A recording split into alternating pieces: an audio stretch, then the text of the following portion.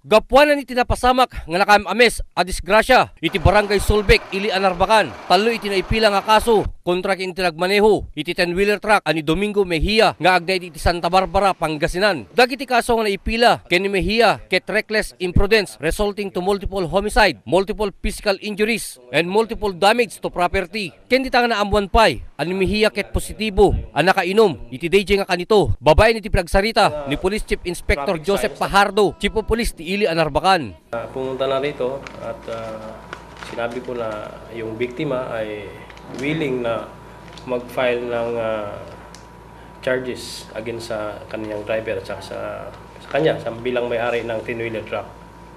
Dako namit iti ina, dagiti duwa nga agkabsat, apimusay, ket saan akaskari, iti napasamak kadagiti anak na, dako nanapay, nga iti maysa nga anak na, ket iso ti makatulong, kanyada, iti parang aldaw-aldaw, apag kasapulan, iti pamilyada, kapuanan tapimusay nga rod, iti asawanan, ken di tapay nga naamuan, iti grupo iti press corps, nga saan pay nga naiwaksi, dagiti tatang, dagiti agkabsat, nga ni Christian ken Paulo de los Santos. Di panagpapatangdan sa, nalpas mo ti perma kundi kalmanan dyan ni piskal. Depende ata ti mangi kuko dito ko ni Attorney Tilly Cordero so nati makamunta kakanakan na ngamin dagito anak ko sir.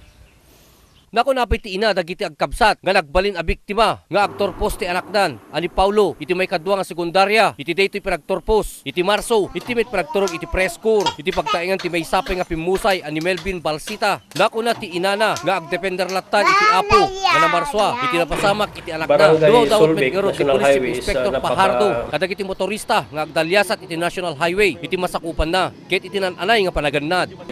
Yung Barangay Solbec National Highway is napaka delikado yung daan pero mayroong mga traffic signs na nakalagay dyan at kailangan lang natin ng mga motorista na sumunod sa traffic signs at para maiwasan yung aksidente.